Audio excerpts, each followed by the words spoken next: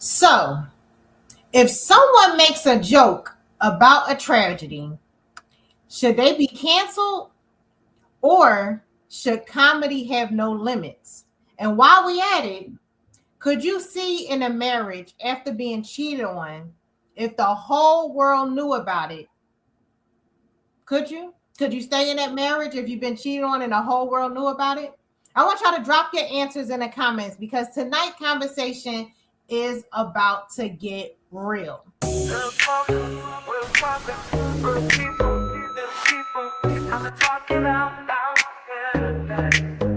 it out with D&D. Now, good evening, everyone, and welcome back to Talk It Out with D&D, where we have conversations that many people are thinking about, pretty people few are willing to have. I am your host, Denise Murray, and as always, I'm here with the amazing co-host, Ms. Denise Day, Ms. Day all day, and tonight we are discussing two topics that have social media, celebrities, and everyday people divided. First, we got Kevin Hart and his response to criticism surrounding the comments about the jokes tied to the sensitive issues, including George Floyd. The conversation has reopened the debate about comedy, freedom of speech, accountability, and whether society is being too quick to cancel people. Then we're talking about Gayle King's candid interview regarding infidelity in her marriage, her honesty, her sparked conversation about trust, forgiveness, second chances, and whether relationships can truly recover after betrayal. So tonight, we want to hear from you. If there's a line of comedians shouldn't cross, is there a line that comedians shouldn't cross? Can trust ever be fully restored after cheating? Now let's go ahead and talk about it. So, Ms. Day, first topic we talking about is Kevin Hart's recently addressed the criticism regarding jokes and public backslash that during the interview, this raises a large question. What responsibility do public figures have when discussing painful events? How do you feel about that? Okay. Hello, everybody. All right, sis. This is my opinion because I did not watch the full roast. My husband sent me a clip before today. Even because, like I said, it's stuff copyrighted, but I didn't see the whole thing. My husband had sent me the clip of when Cat Williams was doing his jokes, and at the end, when they was like pounding it out, we gonna let this piece go. That was the clips that I saw. But then, like you say, we social media girls. I was seeing the internet lighting up about Kevin had went up to the Breakfast Club. They were talking about the comedian, and then he went up to the Breakfast Club, and everybody was saying that was a piss poor response. So I watch Funky Dineva because I follow him on the YouTube, and so I was listening to his rebuttal of what had happened, and what took me aback, and you and I we have disagreements from time to time, but I think when you were mentioning this topic today, we were kind of coming at it from different positions. Right. For me personally, I think so, and I'm not trying to cut off anybody's freedom of speech. Let me calm down. Everybody's going to have their ability to speak and do what they, feel best. But I think at some point you need to have some kind of decorum or some empathy or sympathy about the situation. Therefore, I don't think anything ought to go. Because, and especially during this climate in this America where we could just be unalived and just taken out. I just saw a teenager being pounded while he yet was handcuffed, hair snatched, all of this violence and disrespect in this country right now. And I see it very much so leaning toward people of our race, Black folks, brown folks. So I don't find it funny. And for this to be the 6th anniversary of George Floyd's murking, I don't think it was funny. I think sometimes you got to read the room and understand what is a joke. And if that was my loved one, that was my family member that the whole world saw being murked on live television and phones and all of that, I think you ain't got nothing else you could have spoke on. So I don't find it funny. I find it very hurtful and just disrespectful. Because then if we'd have said something like that, but I think they did say either the CK, somebody did a joke about that, but I'm talking about George Floyd right now. And I just don't find it funny. I don't find that necessary. That's what I want to say. Necessary. But some people just are clout chasers. They looking for a viral moment. They looking for a clip. But sometimes you get more than you bargain for. Now on the verge of now that's on the side of the disrespectful, unfunny comedian. Because like you say, he's even funny. So right. But for us, Kevin, he produced it. It was his thing. It was his show. And like they say, this dude has a history of that. So sometimes you got to think, should you even be invited to the party? If you ain't even funny, you just a disrespectful kind of demon. Do you need to be in the house? I just find that weird. But they said, oh, Kevin, who is now in the inner circle, because I remember Kevin saying, I ain't gonna never punk me. I ain't gonna never wear no dress. I ain't gonna never do that. Then I saw him on Saturday Night Live with a little dress, a ponytail, and a pocketbook. So they saying he done crossed over. He's in that circle, and I fell off from Kevin when he left his friends on the side of the road. When they flipped the car that night, he was out cheating. He left them on the road in the car, and the security picked him up and took him away. So I don't know. I wouldn't go nowhere with him. But because honey, he'll leave you for dead. So and then went home with a broke back. Remember that? And that wife went charging in that hospital. But he left his friends on the side of the road while he got carted away. But anyway, I digress. My thing is, like they said, he could have just came out and said, because you saw all the backlash, all that. You know what? Comedians do some things sometimes that you don't always agree with. And I thought that was distasteful. He could have did that and left it at that. But he go up on the Breakfast Club talking about it's just jokes. It is what it is. So now just more lack of respect and no consideration for people's families. And we'll talk about, I just heard all them jokes they were saying about Cheryl Underwood's husband, her deceased husband. I didn't know all that had happened. Talking about him, he's committed, and then they cracking jokes talking about black don't crack unless you hitting the pavement. And he, committed S by jumping off a building. That's not funny to me. Yeah. Now, see, I was telling you earlier, and I guess for me, because I love comedy, and I'm gonna ask this question before I even say what I say, and I'm gonna say with this. Like we say, is comedy supposed to make us comfortable or uncomfortable?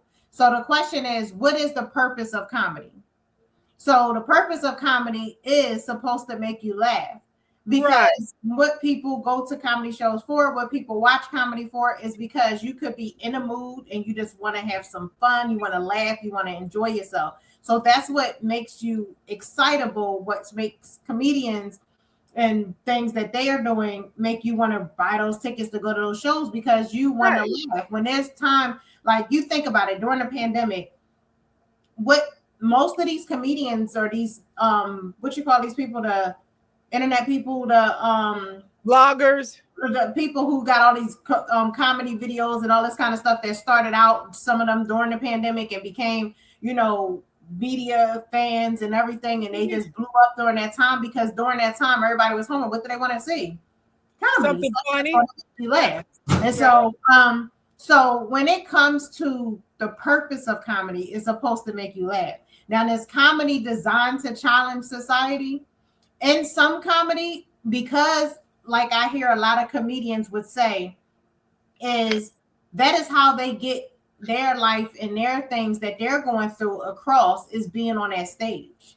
So when you listen to a lot of these comedians, like you have Dion Cole, you know who he is, right? Yeah. The Old Spice guy. Right. So Old Spice commercials. Right. So you hear him and he talk about during the time of his mother's death, he was on stage and he had to talk, he had to do certain things. Like we have to understand that comedians are regular people too. Like, they are not the same way we go through stuff, they go through stuff the same way. But how they get we may be able to say, I'm going through something, somebody passed, something happened to me. And guess what? We can shut down for a few days, whereas though they still got to get on stage and make you laugh. They still got to get on stage no matter what they're doing and still have to put out things to make people exciting, making people in the crowd laugh, and still no matter what they're going through. So have comedians always push those boundaries? When I think when it comes to, I say when it comes to different topics, because let's think about back when Def Comedy Jam. You remember, like we used to all watch Def Jam. So you think about every time something happened in the world, what did they do? They talked about it on Def Jam. Remember, what's her name, Lena Bobbitt or whatever, when she cut off her husband's thing and threw it out the window. When the thing happened with what's his name, when he killed his, well, supposedly have when supposedly, I can't say he did it, but you know, when OJ. OJ Simpson, with that whole situation, that was a topic. You know what I mean? So Rodney King, when that thing happened, that was a topic. All of these was things that they made jokes of. Michael Jackson, those different things that was going on. R. Kelly, all these different things. Those were all jokes being made at things that was really happening in real time. Now, because I'm a person who will watch roasts, I went back and then I watched the roast from way back. Like I watched the Richard Pryor roast. Like I said, that was in the 70s. And I watched that roast. And back then, I think even things that were even on TV at that time, people weren't as sensitive to certain things where you can laugh at certain things, even when it was a crazy situation. Let's think about when the Jeffersons was out, right? Mm-hmm. You see how they used to talk and how they come back and forth with each other when he would call them honkies and he would say something about black people, even on All in the Family. You remember all these different shows. There was a lot of racial things and things that was being said, but at the end of the day, people laughed at that stuff. Now, me personally, I kind of agree with like what Whoopi Goldberg said, where she feels like, you know, a lot of these roasts should be behind closed doors with the people who can take that kind of, you know, atmosphere. However, when you have it, you put it on live TV and let the public be an eye of these things, now you're talking about other people's opinions and other people's, you know, vibe on these things. And that's when it becomes an issue, because not everybody can take certain things. Some people are going to get offended. So when they went in there, just like Cheryl Underwood, she actually came on The View because she was a guest host and talked about the roast. And one of the things she's been on The View talking about it. Mm-hmm. And she even said that she already had the conversation before she went on. So she already knew that they okayed it with her to talk about her husband. They okayed all this stuff way beforehand. So this wasn't stuff that has popped up out the thin air. They all went to, like, the topics that they talked about, they had these conversations to make sure that it was okay with that person that was in the room. Okay. So now this is good information for me, because I just saw, as I got done with watching film one of them, then Dr. Umar came on and he started talking about all of these other racially generated, you know, jokes that was coming up. And then the first one he went on was the Cheryl Underwood situation with her husband. I did not even know that she lost her husband in this tragic situation. I didn't even saw the roast. Right. So if she okayed it, she was with it, God bless her, she was with it. That wouldn't have been my testimony. Right. But okay, so here's my thought too, because Joy from The View, she made this point, and I thought this was pretty significant. She said that back in the day, and I'm surprised Whoopi even mentioned anything about the roast, because like I told you, I remember back in the day when Whoopi was dating Ted Danson, and they on her roast, he came out there in blackface. And he did this whole little skit and all this stuff, and people were torturing Whoopi. Why would you allow this? How could this happen? Woody woo. But that was back then, and she paid a price for that. But okay, let's get back. Let's keep it current. What one thing that Joy said on The View, which I thought was pretty indicative of what we're talking about right now. She said, you understand that comedians are meant to be funny at roast. You know, they get in there, they do some of the dirtiest things. They'll say whatever's real life situations, right?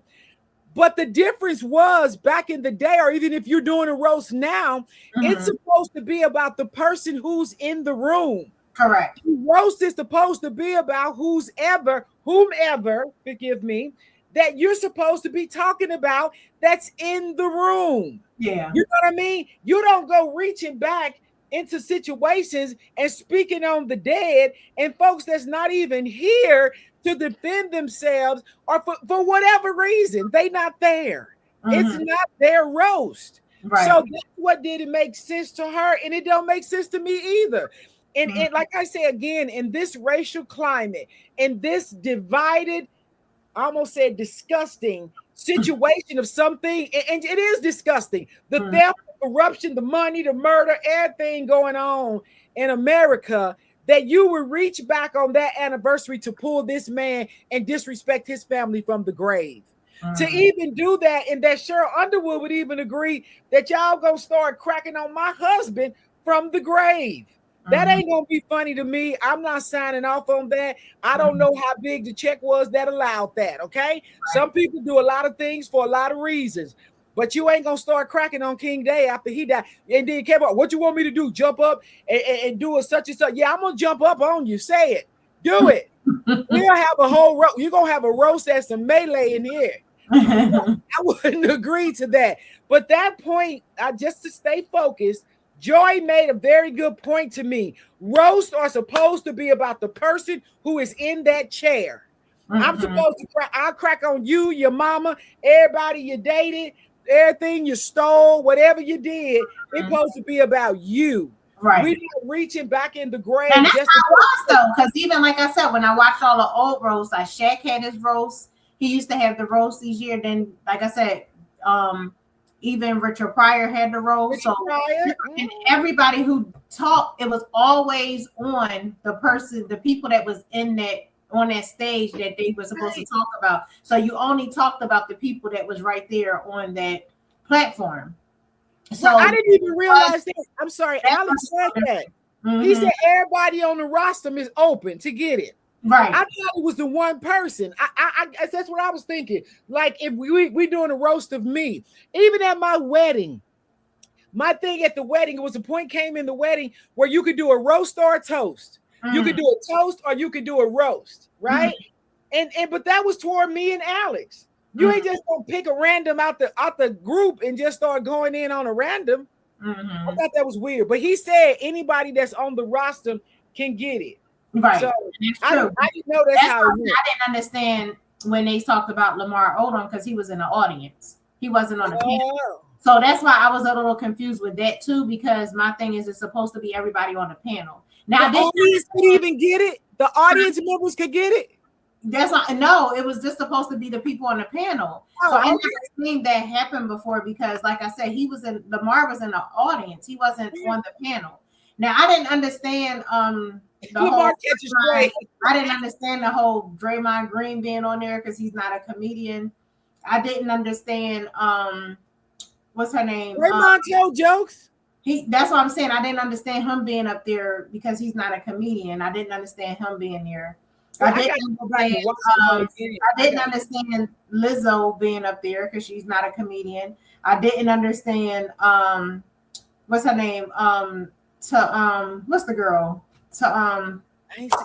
What's the chick name? The one that was married to Armand. Tiana was there. Tiana Taylor. I didn't understand her being on there either. Like I was just like, it was just random. They was just trying to get popular people. People who wasn't comedians. So to me, I was a little lost with the whole panel. Like it just didn't make sense. That. But everybody was like, who picked these people to be on the panel because they weren't comedians. So I was a little confused with that whole roster part, but I was like, okay. But like we say, does the intent matter more than impact? Does the intent matter more than impact? If someone doesn't intend to offend, does it matter? If they didn't intend to offend you, should it matter? I think I think no. I think no, because if you it doesn't matter. No, it doesn't matter. Because if you opened yourself up to get up on this roster and let people just take shots, and I'm not talking about shots, I'm talking about headshots. They talking headshots and you agree to it, then it doesn't matter. But I think what you mentioned before is there should be a limit to the boundaries. I think that your good common sense are to get you some boundaries. There needs to be a limit about the boundaries. If it's not about a live being that's in that room, and even if the audience is open up for fire, then that's what it ought to be limited to. Don't you go digging in my grave. Don't you go digging up my ancestors nor my family members and start taking shots, because now you crossed the line. To me, that's no boundary. That's no decorum. That's no decency. There needs to be a level of decency. Now, that's just my opinion, because I'm a decent individual. And if I'm going to go for you and take a headshot, you best damn believe you'd get a warning. You get a warning before I start popping off. And I certainly ain't going to go for your relatives or your ancestors right now, because I'm going to do a thing on history.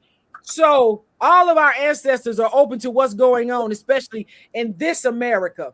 But just to be vicious, just to try to get a joke, and just to try to get a click or a view, I think there needs to be a boundary. I think you hit that off the top, that there should be a level of decorum and decency and a boundary, and we shouldn't go after the dead. Let me ask this question though, because I said if someone doesn't intend to offend you, does that matter? But also, should the impact of those affected matter more than people who, or can it be that it actually was about, or can both things be true simultaneously? So like if I actually told, like, so for instance, for instance, the guy who told the joke, right?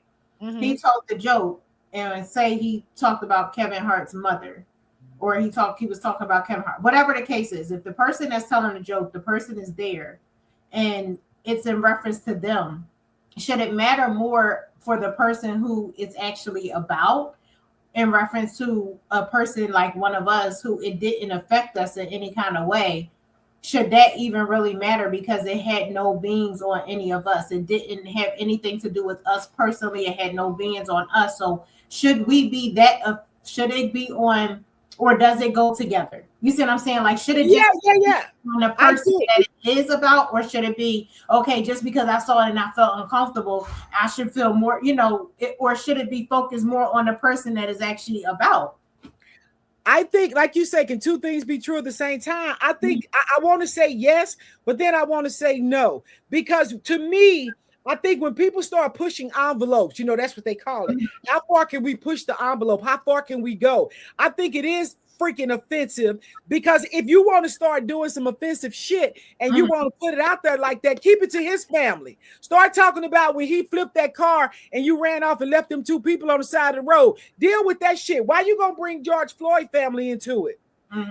That's to me where the boundary was not clear. And that's where people like me that are 63-year-old females that done seen all this shit and see people trying to take us back to the Jim Crow era and everything's funny, and all this shit ain't funny. It's not. I think that's where the boundaries cross. I think that's where people like me get offended. And I am offended. And that's the whole thing.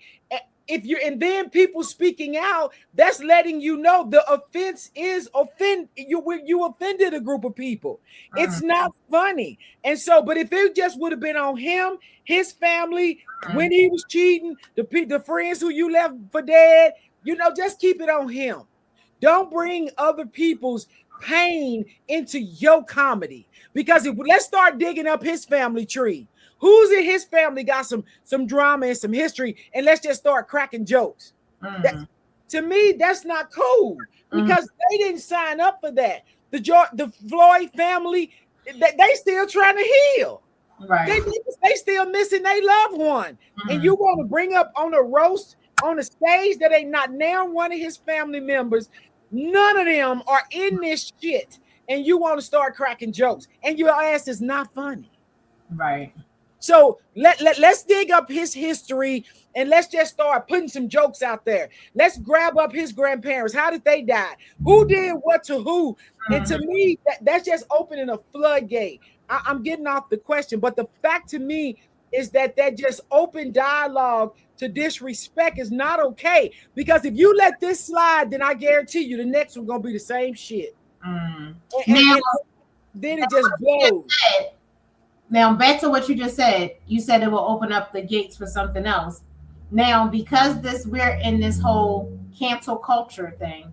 Is this whole cancel culture thing real? Because our people nowadays, we got so many people being canceled because of what they say, or are they simply just facing consequences, or is public accountability healthy? So, with social media gives everybody a voice, so everybody has an opinion. But does it also create a culture where mistakes are never forgiven? So you have some people who will basically be canceled because of what they say, but then you have people who can say certain things and never get canceled. But then you have, like, look at how they tried to do Dave Chappelle at that time, where he spoke on the transgenders.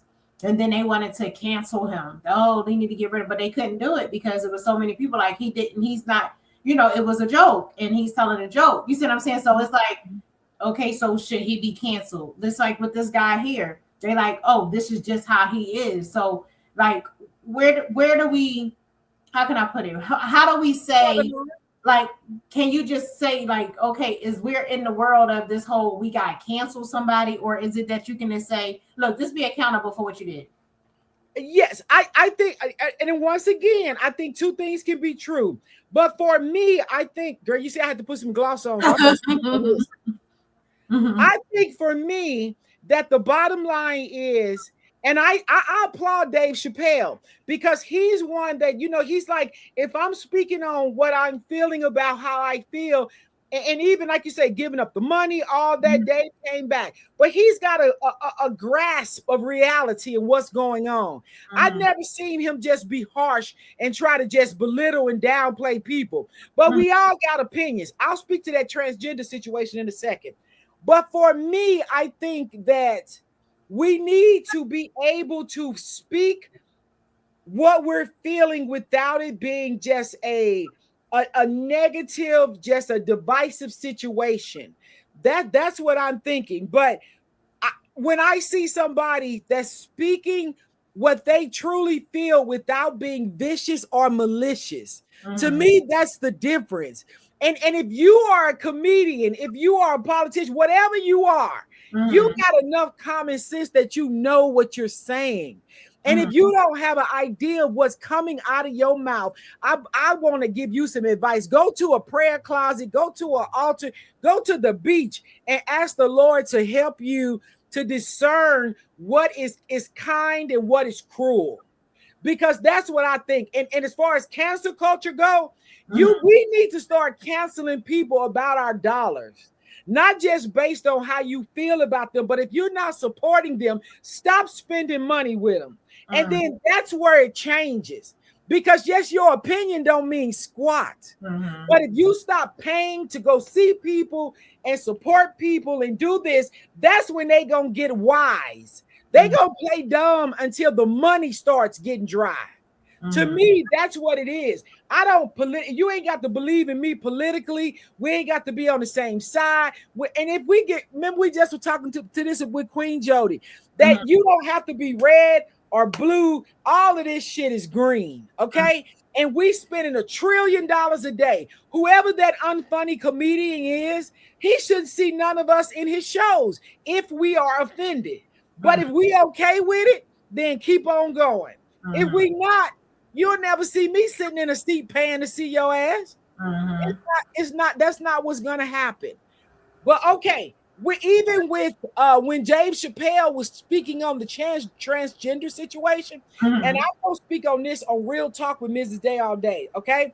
Because I believe, why is it that we will stand up? We're gonna make this be a situation, right? And it doesn't have to be. But whatever somebody's sexuality is, that's their business. And if the God that I believe in, you got to face him. It's about their relationship with their higher power, whomever that is. It's not for me to judge somebody else.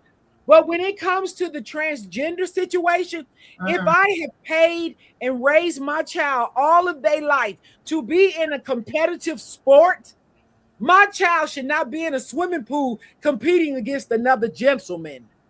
They should not be on a track and field, a female competing against a male. That is not a fair comparison. And if a transgender still wants to be in sports, create a transgender league. Let them compete against each other. There's nothing wrong with that. I'm not saying they sports ought to be over. They ought to be able to compete, but amongst one another. You're not gonna tell me a woman can outswim a man and outrun a man in a 100-meter dash. That is not okay. And I think about these parents. I saw a school, the whole team of girls just quit. They just tapped out. They wasn't going to do it. But can you imagine being that parent that you raised your child to a collegiate or Olympic level, and then they got to compete against another person that is transgender, that had changed? And I'm not speaking against you changing your sex, your identity, whatever it is. Y'all just need your own league. And I think that's reasonable. That's not saying you can't compete. You should not be in the locker room. Some of these gyms, they got transgender folks in the locker room. Some of these men are pretending to be transgender just to be in a locker room with women. That ain't okay. The fuck? It's just my opinion. Okay. Right. I'll speak about that further in another situation. Right. Now, listen. So what you just said, let me ask you this. So when we're talking about jokes then, so let's ask this. Are these topics all topics that we should never joke about? Death, race, religion, national tragedies, personal drama. Everyone's line is different. Who gets to decide what's line, where that line is? So do you think that all of those are just off limits for all of those topics? I don't think they all ought to be off limits. But again, like I said, it needs to be tempered. As long as it's not some divisive not even divisive. That's not the right word. I think that everything does not have to be off limits, but it's got to be about to the degree in which how far are we going with it? Because like I said, if the person is not even alive, they're not available to be there. I think you got to temper it. And then if they tell them jokes one time and that's the time that they on, then if you're not with it, don't go support it again. Because you would never know in a comedy show. You're not going to know what's going down in the comedy show until you get in the room. Right. Right. But I think if y'all watching, I'm going to ask y'all that question. Do you think who gets to decide where that line leads? Like, do you feel the topics that should never be joked about when it comes to death, race, religion, national tragedies, or personal trauma? Everyone line is different. Who gets to decide where that line is? Should there be limits on comedy? Tell me, type in there yes or no. Should there be limits on comedy? And I want to ask that question because we talk about we talk about death, we talk about race, religion, national tragedies, personal trauma. However, I have watched a lot of comedy. Like I said, I can be very silly and I like to laugh. So I can watch some stuff that I may laugh at that somebody else may not think is funny. I watched a lot of jokes about the R. Kelly stuff, about him peeing on, and then they had like the different, with the person just like going like this with all the pee going across them and stuff. I seen jokes about Michael Jackson. You see what I'm saying? So I'm like, it's some of this stuff I sit here and like I said, I could be one of those people who would sit there and be cracking up laughing, whereas though somebody else may get offended off of that joke. So where is the line? Do you think that there should be limits in comedy, or is it that they should just be in rooms, like basically like know your audience? Or don't make it public, where like these things can happen in certain places where only certain people that are understanding of this, so they're not getting offended. Because I feel like this is honestly me personally, I feel like this is only going this far because it was on Netflix. I think if it wasn't on Netflix and this was something that the stars did privately and nobody got to see it, I don't think we would be hearing about none of this right now. if it was just the people in that room, I don't think this would be a conversation. But because we had this on net, because this was on Netflix and this was something that everybody was able to see, and everybody have an opinion and everybody feels a way and everybody gets personal. I think that is why, even though yes, it was uncomfortable to hear certain, because some of that stuff I was like, that's a little much, but again, it wasn't something that I would have been like, oh, I need to go march on this type of thing. You see what I'm saying? But I just think that you can have those uncomfortable feelings. However, a lot of people wouldn't have had those uncomfortable feelings if they weren't in seeing it, and they weren't, because technically we all were in the room because it was on TV. Okay, all of those points are excellent points, Niecy, but let me share this. What just came to me when you were talking about what's off limits. Mm-hmm. What I think would be an off-limit situation. You know how they just had another mass shooting, right? Mm-hmm. Down there at the synagogue in the other state they just had. I didn't hear nobody telling no jokes about that, right? Mm-hmm. And then the other one, anything that's anti-Semitic, because they know your behind will be canceled before the sun goes down. The plug will be pulled on you and anybody in your family if you say something that's along them lines that is not comfortable for a certain community, right? You think they got good fucking sense they not doing that. I didn't hear no jokes about that. And then because in school shootings, I don't think that kind of shit is funny, but should they just go out there and say whatever they feeling? But no, they thought it was funny enough to bring up one about George Floyd. Now, them other shootings just happened most recently. Where was the jokes about that? Right. So I think it's very strategic. I think it was very strategic and it was planned. That's why I don't find it funny. If everything on the table, then put everything on the table. Why didn't you find that funny? I think you could have came up with some jokes about people running or screaming or whatever, but then you decide to dig back 6 years on George Floyd. Yeah, it just seems a little contrived to me. And like you say, if you ain't got no limits, no nothing, then put it all on the table. But don't be strategic about what you want to find funny. And this woman's husband, like you say, if she was in on it, whatever. Right. Now, let me see what we have in the comments. So, Colette said, Dean Martin, Frank Sinatra, Steve Harvey all talk about everything. No, not at all. We stay home. This is America. Red Fox. Red Fox is talking about stuff too. So like I said, everybody has their thing, and like I said, I think because this was on TV for the world to see, I think that's why it became as big as it did. And I honestly, like I said, we all can have those uncomfortable feelings when there's different things. So I'm going to transition right now, and I'm going to speak, speaking of difficult conversation, let's move from that public criticism to personal relationships, because our next topic asks about questions many people want to face. Like, now, Gayle King opens up about infidelity, right? Gayle King recently discussed the pain of infidelity and the impact it had on her marriage. Her honesty sparked conversation about forgiveness, trust, and healing. So my question is cheating an automatic deal breaker? Should every act of infidelity in the relationship? Does the situation matter? Does the length of the relationship matter?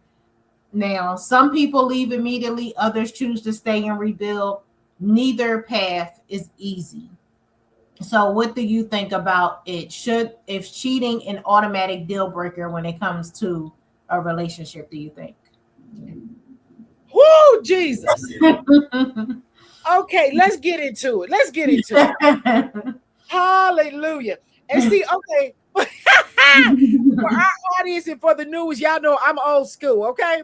We're 63 years young, so it's some stuff we play and some stuff we don't play about.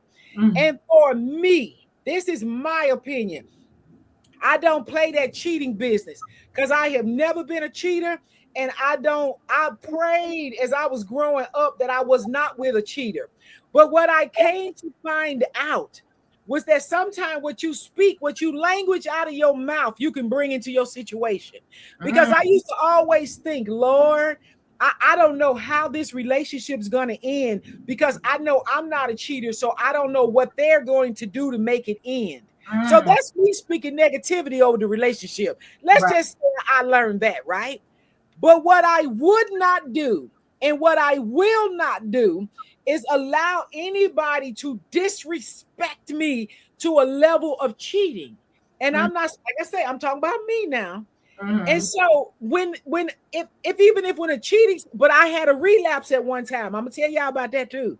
But when a situation would go down to where if you have somebody that's so disrespectful of your relationship, if they were cheating on me or whatever blues clues I found out that something was going on, I'm immediately gonna get out of it, right? But I would never let the other person know that it really impacted me. Although I might have been hurt, you know how some people start doing, girl, you got women, old women, young women running around, breaking out car windows and tracking people and doing all kind of shit. But I'm not going to let you know that you have really affected me because I'm going to walk away from this and you're going to miss me. You're going to know who I was and who I am. But I'm not going to start clowning in the streets. I ain't catching no case behind no deadbeat that cheated on me, okay? So that was my mechanism. That was my wall that I had put up because I already had trust issues, right? So that was one thing. The other thing is that even when you find out that somebody has cheated and disrespected you, your best move is just get out of it with dignity and grace. And you got to move on because if you stay in that trauma mode, in that BS mode, then you blocking the blessing that God got for you. Sometimes you got to leave. What I used to always say, you got to leave Bozo in order for Boaz to show up. You still connected to Bozo. You out here scrapping and fighting and tracking him to the club and going to the girlfriend's house and all this kind of mess. You ain't gonna never get your blessing. You ain't gonna have no peace. And I believe that you got to break free in order to get free. You got to get that. That was my testimony. And I'm telling you, even at an older age, when you find out somebody's disrespecting you, because I found out, girl, the day before my first cancer diagnosis, the previous relationship was cheating on me in my house, disrespecting me where I pay the mortgage. Now that you just say that, that's what happened with her. So she came home, and from what she said in the story is that I think she said her flight canceled or something like that. So she said she came back and she was like, she was confused on why her alarm was on. Because she said, if he's home, why would he have the alarm on? Why did he need the alarm on while he in the house? She comes in, he's not letting her in the house and he has a towel on. And so she's like, what's going on? Like, why are you not letting me in? And so that's when she's like, okay, then next thing you know, she sees her supposedly best friend who her kids call auntie and everything, and she's wrapped up in a towel.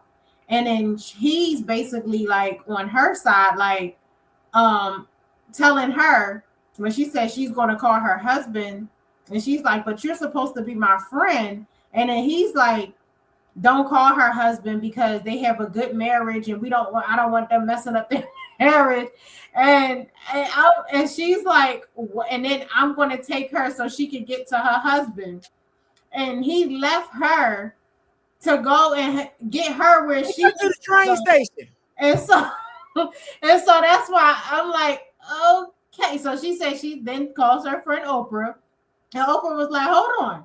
So he left you to go help her. So he like, yeah, that's a more serious problem right there. That he just left you, like, you the wife, you the one that's seeing this and this is happening to. But he like, I need to make sure she's straight over here, right? You know, I get back to you later, and this is in her house, and she's here with her kids, and the kids is calling her auntie. So that was like I said, like everybody has their situations and things that can happen. I'm not going to say that, you know, you can't, like, I'm not going to say once a cheater, because I know some people be like once a cheater, always a cheater, because sometimes people can change.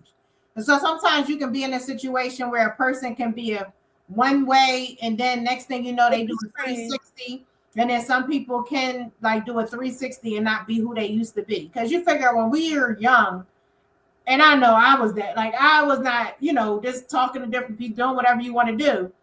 But then once you get older, you're like, okay, things is different. So that's why I say you can't put somebody in a box. I don't think people can. But now, if this person is intentionally doing it and they continuously do it, and y'all supposed to be having something that is abound, especially if it's a marriage. Like, it's one thing to be just in a relationship, boyfriend, girlfriend, or just dating someone. But when you're married, I feel like there's a sacredness there.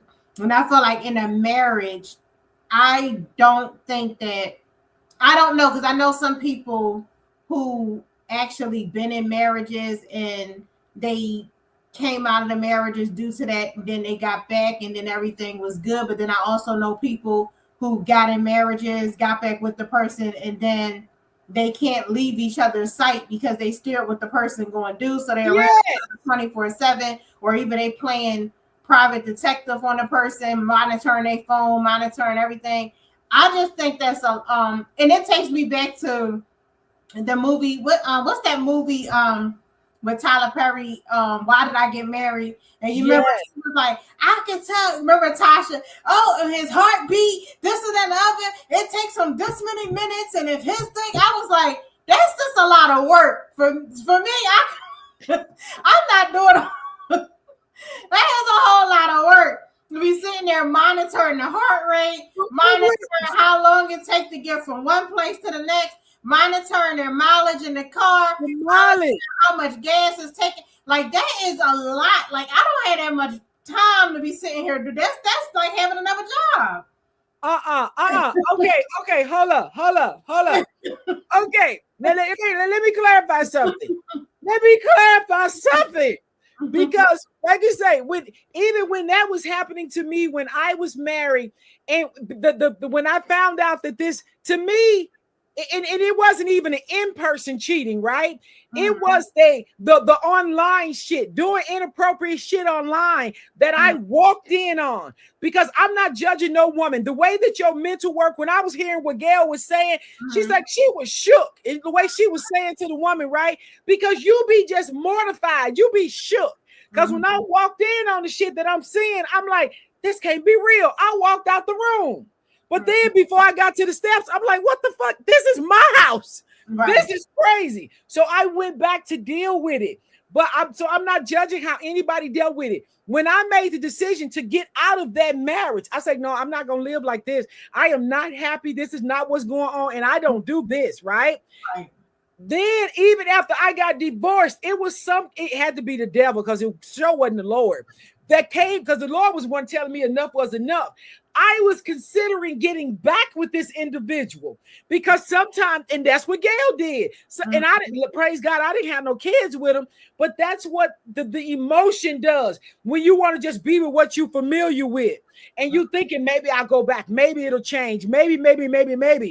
But then the reality kicked in and said, no, I'm not going to die in this. I'm not going to be unhappy in this.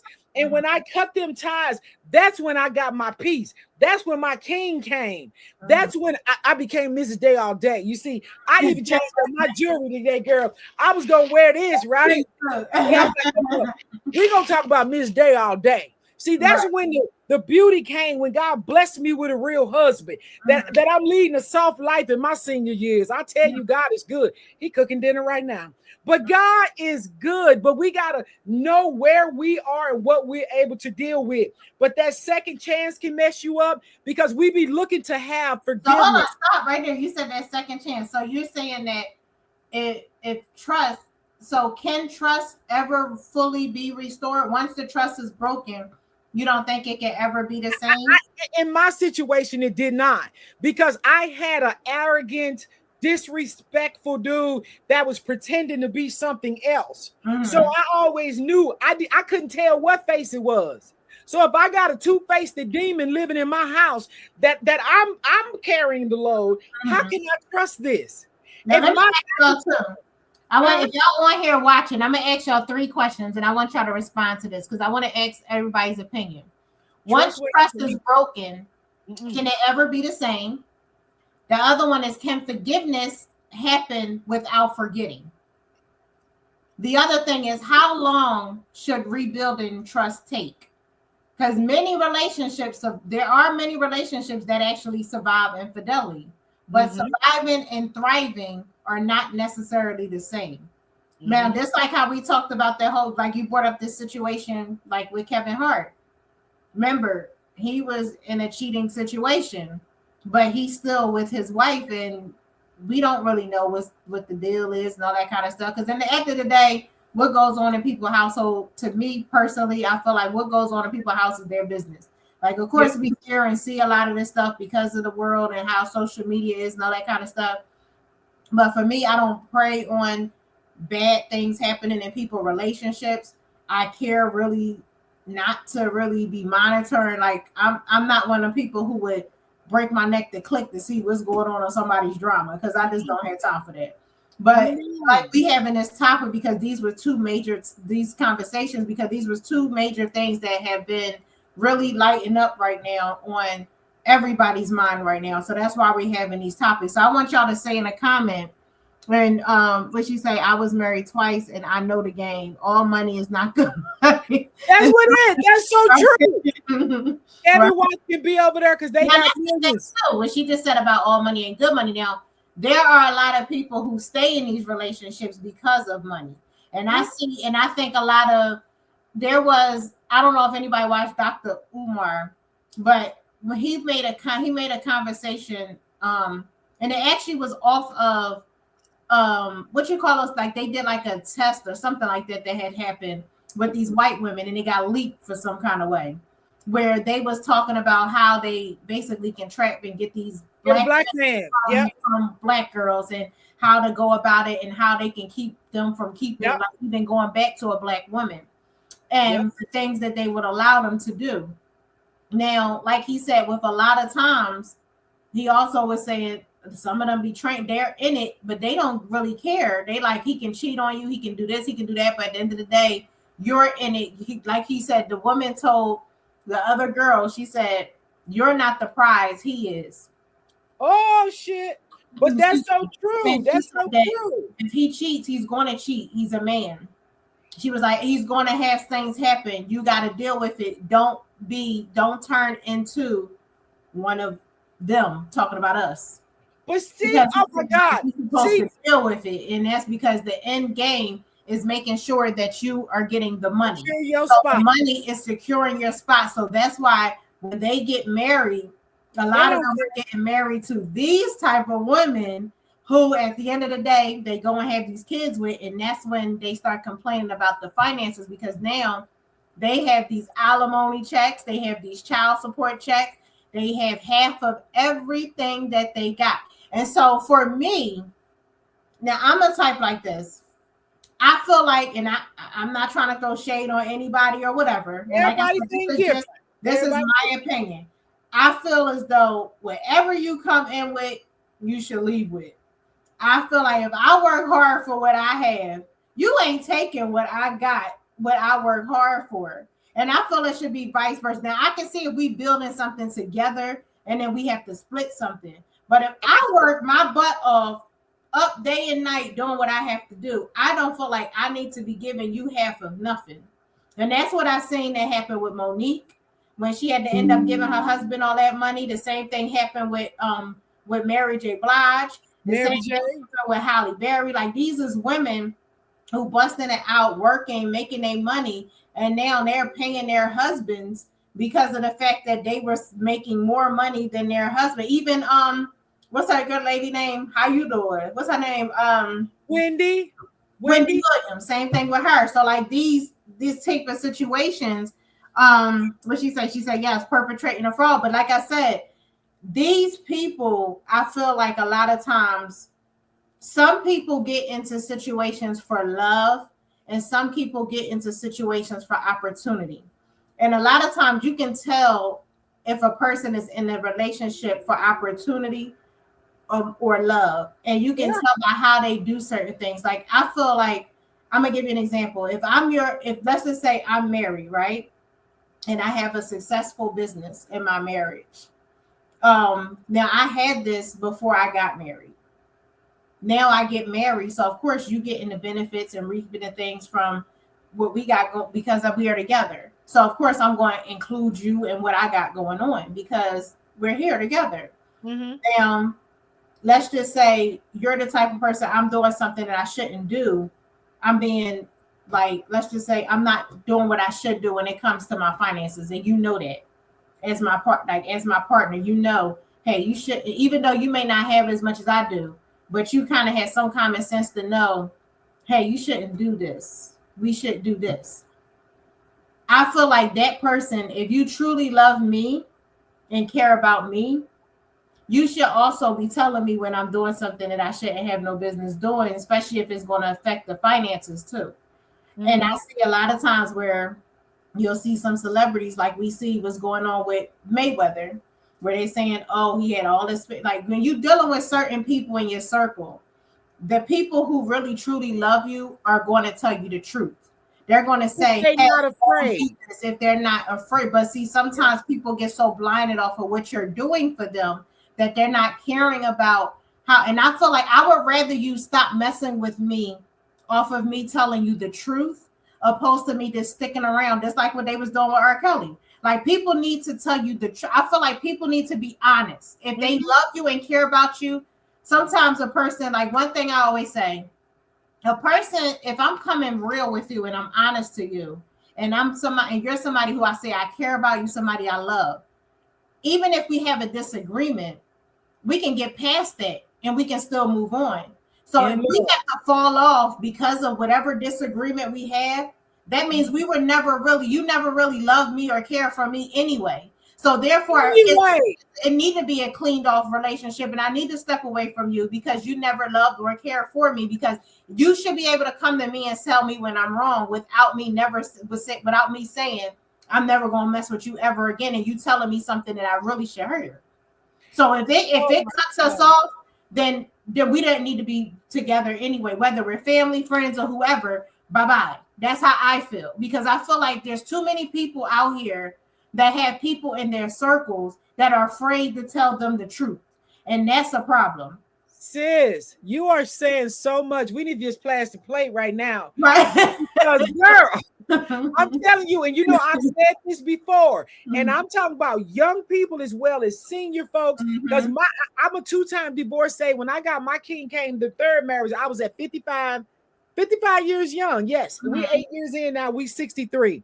But what I found to be true, especially for the women that are living in California, all of us, wherever you are, you need to have a working woman's prenup. See, people think prenups ought to just be for people that have wealth. But if you have any kind of property, you got whatever you have, it needs to be secured, especially in California, because from the time that you marry moving forward, everything is considered community property. And for them 8 years that I was in a makeshift marriage with the individual, from my 401k to the house that I bought that accrued over $100,000, my 401k for $70,000, everything that I had would have been split with this individual 50-50. And I'm talking about, and I ain't trying to tear nobody's heart out, but I'm talking about somebody that wasn't working normal, right?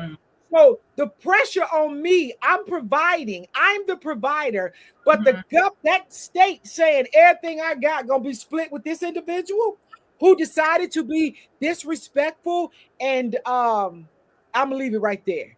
You do all this stuff with me, but then what I was like, wow, but God got me out of it, y'all. I didn't have to pay 80 grand. I paid 10 and set myself free.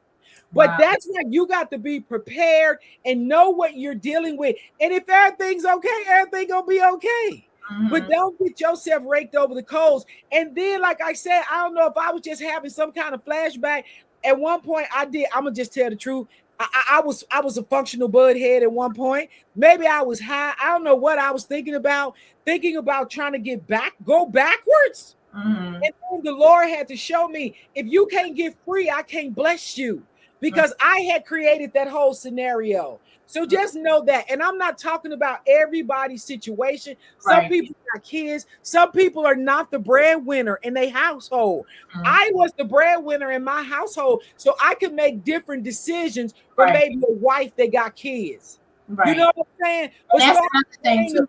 You said you made a strong point because you were the breadwinner. And so I think a lot of times with some women, they actually stay because they don't make as much money as their man or their husband. yes, So they actually say, okay, well, I got to deal with certain stuff because, or it could be a man, vice versa. They say, I have to stay in this situation because I can't afford to to get leave free. this person because how am I going to live? And so that's when I say, when you have to make that decision of staying with somebody because of money, Come that's see you. They need to come that's when see you you have about that business. sit down moment and figure out what it is that you need to do about your finances and what you need to do about getting your own self in another situation so you don't need to be worrying about somebody else's finances.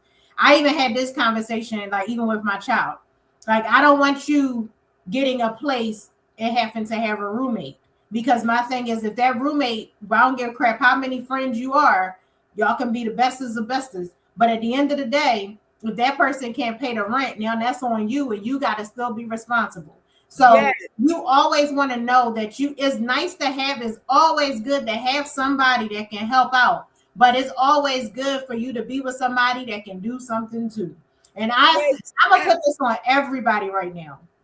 I'm not trying to break up nobody's situation right now, but I just want to say, in relationships, I feel as though both parties should be coming to the table.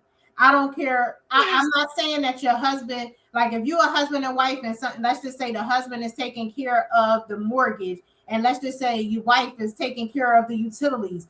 I just think even if the husband say, you know what, I got all this, I'm taking care of all the bills, and you still doing, still as a woman, as a wife, you should still be doing something to make ends meet on your own and putting things up, because God forbid anything happens to that man, you want to still be able to survive.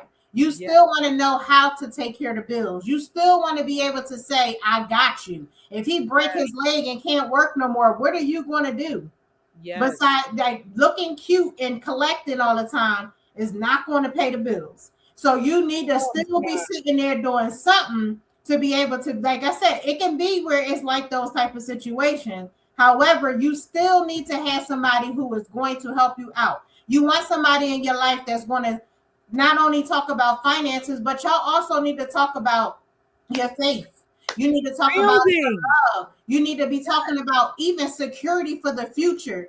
You want to be talking about all these things because at long term, y'all are not going to be healthy and able to do all these things forever that you're doing right now. So you want to know, and that's why I say a lot of times the bad moments show you who you really, who a person, how they really going to move.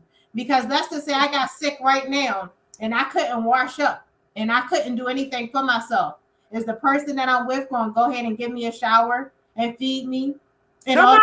the Come things? out. I go broke, is this person going to sit here and be like, I got you, don't worry about it, I got you? Or are they going to be like, I can't deal with this, it's too much for me right now? If you Oh are my dealing with God. people that are like that, if you're dealing with somebody who was taken from you, soon as they get angry, they want to steal from you, take from you, do different things, that are not people that you want to be with long term, because what's to say they're not going to do that to you again when something else happens? You got to think about all of these things on how a person reacts and responds when it comes to who you are connected to. Now, I'm not saying that people can't change. I'm not saying it because, like I said, some people can do a 360, but you have to really watch and see if that person is really doing a 360, or are they doing it because they are looking for a payout for long term? Are they trying to come up off of you? Are they really there because they love you, or are they there for comfort?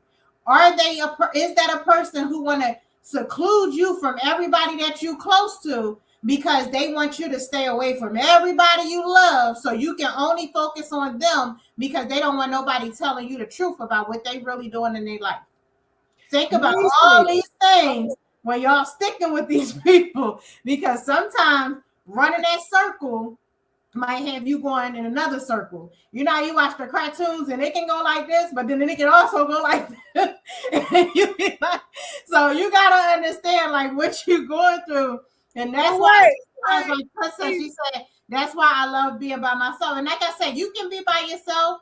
You can love. You can you can do things. Like I said, I know for me, like I have to fully be able to say if I and I just know, and like I said, everybody's different. But if I can't trust you at all, I can't be with somebody who I can't trust at all, because if I can't trust you, and if I'm always feeling uncomfortable with you, your nerves gonna be bad. I'm gonna have anxiety a lot, and then I'm gonna be feeling like I gotta be doing this, and I gotta watch this, and and I'm just not that person that's got time for all that. I don't have time for all that.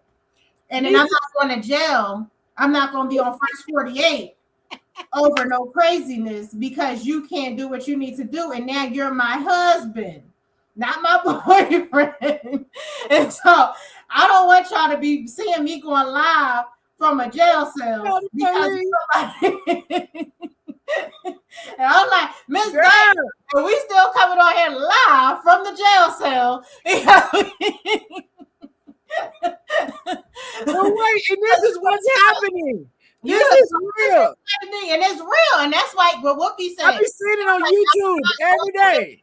I'm like, I'm looking at these girls, and one night I was up and I'm working late, and I'm sitting here and I'm flicking. I'm like, nothing is on, and I see this thing, and I'm watching. I don't know what the name of the show was. Whatever the show was, it was a bunch of women who went to jail because of their men.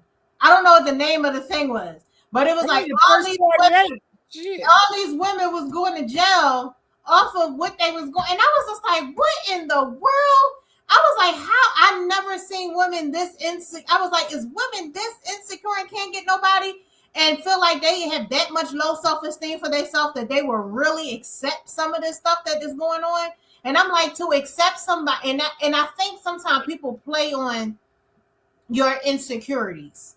So like if you are a woman and you are insecure about your weight, or you're insecure about how you may look, or you're insecure about your finances, I think that's when they kind of play on you on those things that you're insecure about. And that's what I saw in a lot of these women, where they was just going, where the girl was like insecure about these things, and then it was like she was just getting taken advantage of. And I was just like, but Niecy, sometimes it's us too, because me, I was in my 40s. Was I in 50?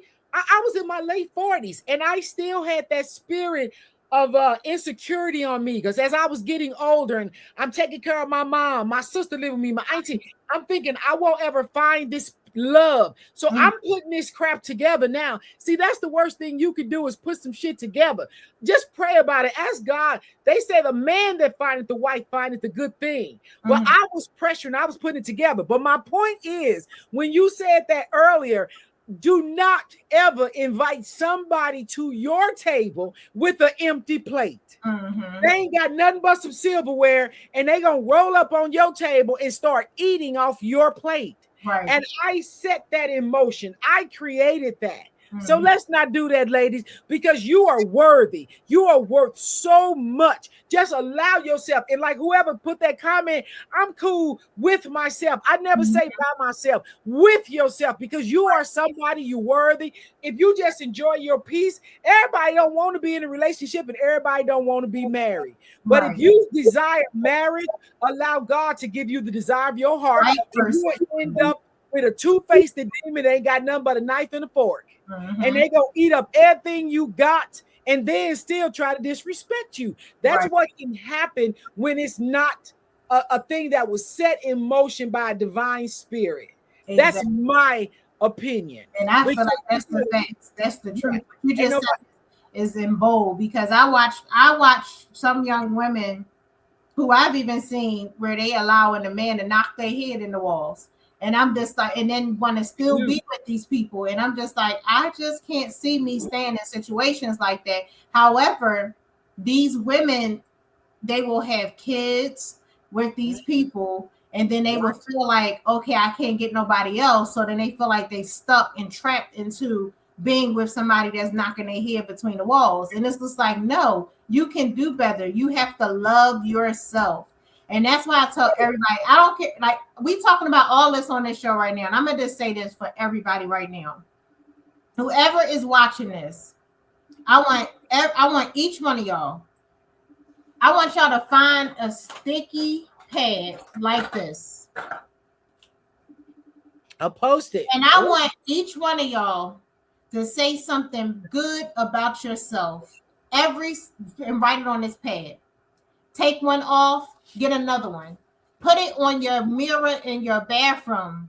Put it on the back of your bed. And every time you look at it, say it to yourself. Whatever it is, I am strong.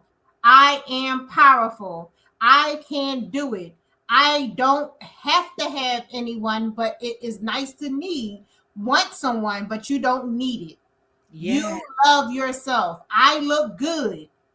I am awesome. Whatever you want to say about yourself, you say it and write it on here and say that over and over to yourself. Say it 3 times a day. Every time you look at, when you're on your computer, put a sticky around your computer. Put a sticky on your mirror.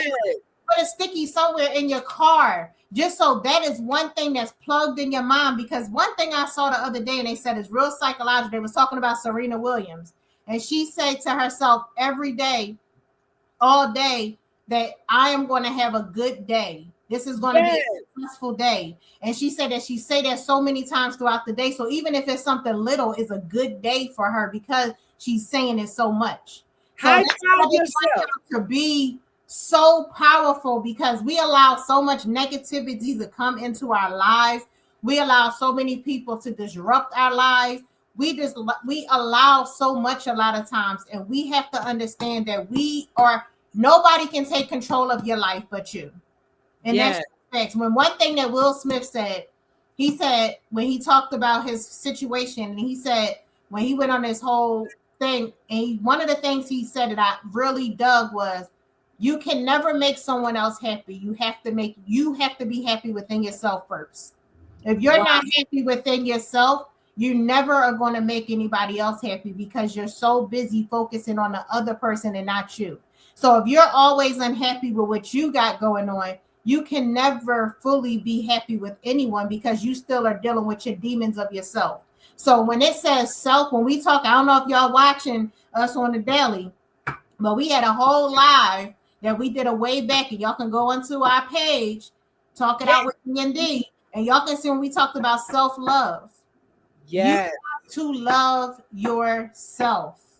And when we talked about selfish, it's not being selfish to take care and love yourself.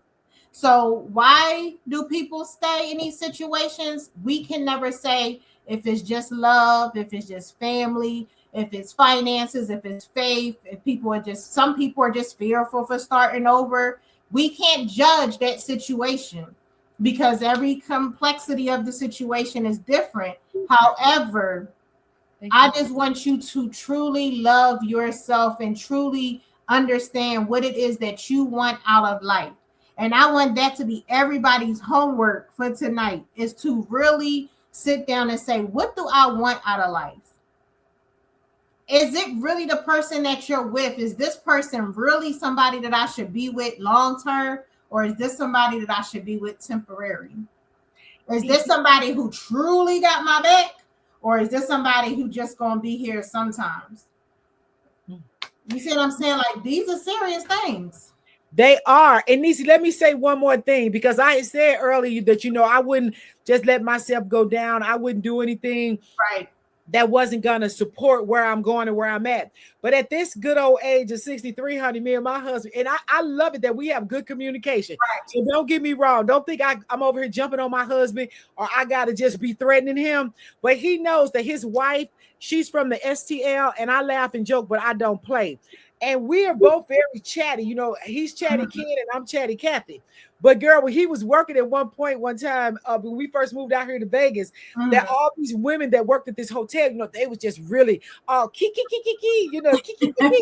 Girl, I had to tell King Day, you better get them women together. You better let them know that you got a crazy wife. And see, I wouldn't attack them. I will gouge your eyes out first. You be walking around with a patch on your eyes. You just let me think of Martin. Well, remember his stand up, and he was like, what's that? He was like, He was like, your job is to bring the food. Bring that food. I want to Girl, I had my husband cracking up. He talking about this elder abuse. Okay, don't get it twisted, buddy. But see, them women ain't got no obligation to me. You are my partner. You are my covering, but my husband is the sweetest person ever. That right there. Say that word you use to communicate. Say that one more time. With communication. Communication is communication. So key when it comes we don't play. I don't care what relationship. It don't even have to be a husband, wife. It don't have to be a boyfriend, girlfriend. It don't have everything that you have. It has to have some type of good communication. Yes. Because if you and your partner, whether it's a friend, lover, associate, co-worker, whoever, if y'all cannot communicate, it's going to always be a situation. Drama. But make sure that y'all can communicate, because like I said, when there's no communication, and sometimes some people get, and then you sometimes have to look into some people, because some people, we all have different personalities. Some people may be introverts, some people may be extroverts. Mm-hmm. So you have to deal with people accordingly. It's like some people may be very standoffish, where they may not feel comfortable talking. Now, I know for me, and I'm being real transparent, for me, because I know that my mouth can get very slick when I get angry. So for me, I am the person who will stand back, and I don't react anymore like I used to. So what I would do is I let things, even with my child, like I am that, like now I don't deal with things right away when it comes to things that's happening. I give it a minute, and then I deal with it, because I want to be able to have a smooth mind when I'm dealing with it. I don't always want to boom, boom, boom, boom, boom. I want to think about what I'm doing before I do it, because I don't want to just get a reaction. I want it to be a well thought out thing what I'm doing, opposed to me just sitting here saying, and that's why I'm like, I'm trying to get out of that. So for me, I back away. Like sometimes I may be like, okay, I don't even want to talk. Let me put my phone. I'm even blocking the number. Like I don't even want to talk. I don't want to see no text. I don't want to see nothing. I just want to sit back, clear my head, and then deal with this in 24 hours. Or I'll talk to you in a couple of hours. Or let me get over it first, because I know if I talk and say something right now, it's not going to be good for neither one of us, because I may say something that may hurt your feelings or whatever. So I'd rather think for a second and then respond. So sometimes you might have to deal with that. Like I said, just worry, see what type of personality you have, because at the end of the day, you don't want to hurt someone that you love. So if you truly love somebody, you don't want to hurt them, because you don't intentionally want to hurt people. That's good. That's great. Sit back and see what helps you. Like if it's a thing where you gotta go, like sometimes people are like, oh, the person is left. Like sometimes that person needed to just walk away, because if they didn't just walk away, it could get crazy. Exactly. So try to understand what type of person you're dealing with. So it's not because it's not always all about you, especially if it's in a relationship. You got to understand your partner too. And your partner might need that space for a little bit. Give your partner that time and that space, because sometimes that space can help cure your situation. You might have to say, let's sleep in a separate room tonight, just so we can clear this situation. But don't push a person and force a person into making decisions that can change the rest of your lives. I love that. That is great advice, because that's what it was with me. Because coming out of a hostile relationship, when I came into the relationship with my husband, who was just a calm, gentle spirit, I had to shed all of that defensiveness, because I felt like I was always on the defense. But me and him can sit down and talk it out. He's not an arguer. He doesn't tell a person that likes to argue, get defensive. He can receive information. I'm the more of the articulate one. I like to talk about stuff, but then he gives me his feedback. Like, give me your feedback. Let me hear what you're feeling. But it did not have to be combative. And that calmed me down. Because I don't have to do that. But when I be telling him, we laughing about something, I be like, don't get your eye gouged out. Don't be doing that. He's so sweet too. I like him. He's so sweet and helpful. And I'm like, I love that. Mm-hmm. Yes, and that's what God needed to send for me. And you needed that opposite. You needed that opposite. Because sometimes if you have two people that's the same, it is always going to be a bull. This going to be this. And I'm Taurus, right? God help me, girl. God said, no, I told God I want to be in love before I die. Right. And God sent me a king. And he said, calm down. I do not have to do that. When I talk to my husband, come on, let's sit down. Let's have a come to Jesus meeting. And we can talk about it. And I love that. But I think that we as women, we can dictate where we want our relationships to go, and not in a I'm the boss way, but come with loving kindness and get an understanding, because communication, just like you just said, it is key. If you can't communicate with your partner, it is doomed. Right. And let me ask y'all this question too in the chat. If your spouse cheated once and genuinely changed, would you stay or leave? Type in stay or type leave. Or if you don't want to type the word, put a heart or a broken heart. A heart for stay, a broken heart for leave. That's if a good your spouse cheated once and genuinely changed, or even if it was something else that broke y'all off, and the person, you can see that person genuinely changed, would you stay or leave? Because like I said, not everybody just say I'm throwing in a towel on the situation. Some people leave in different situations. Some people may leave because, like, you have some people who might have addiction. They like, I can't deal with that. You might have another person who they cheated. And the kids, if you got kids. Yeah, some people just may not be able to deal with finances. So it can be all different types of things. It's not always about one thing. It can be a lot of different things.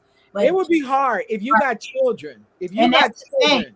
But however, don't use your children as a clutch to stay in. Because you don't want them to see the dysfunction. What happens is your kids will see that dysfunction.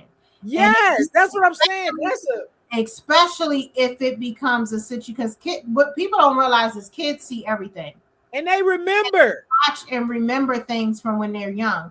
And especially if there's a thing where is abuse going on.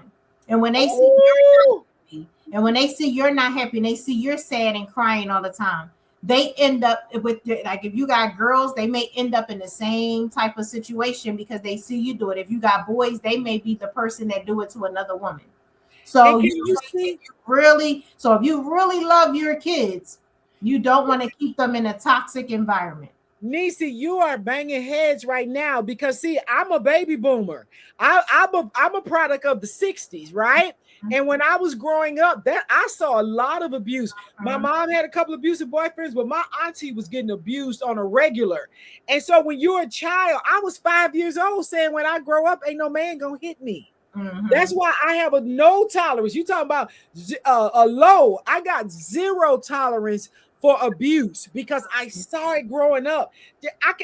Visually, I could just see it right now. And I know they say back in the days, like what you're saying, no laws. It was accepted a lot of times for a man to have another woman and another family, and it was accepted for you to get your hand. Like, I didn't grow up in that time, but I know they say that was an acceptance back then, and you just did your part. But at that back then, women weren't able to have the rights that we have now. No. So I just say, y'all, there was no domestic violence laws, none of that. Women was getting beat up and smacked in the face, and it was just okay. Just talk it out. Go on back. Like, it was crazy. Hey, Jody. Colette said, once again, put the keys to your happiness in your own pocket, and that's the truth. We can drop the mic on that. Mm-hmm. Yeah, once again, she said, put the keys to your happiness in your own pocket. Now, tonight's conversation wasn't really about Kevin Hart and Gayle King. It was about basically something bigger. How do we navigate difficult conversations in a world where everyone has an opinion? How do we balance accountability with grace? How do we balance truth with forgiveness? Whether we're talking about comedy, relationships, public criticism, personal pain, one thing remains true is we all make mistakes. The question becomes, how do we learn, grow, and move forward from them? So I want to say thank y'all for joining us tonight on Talk It Out with D&D. If the conversation challenged your thinking, made you reflect on help and see you at a different perspective, make sure you share this live with someone else for Denise Day, and I am Denise Murray. And until next time, keep growing, keep learning, and most importantly, keep talking it out. Talk to y'all later. Yes. Bye.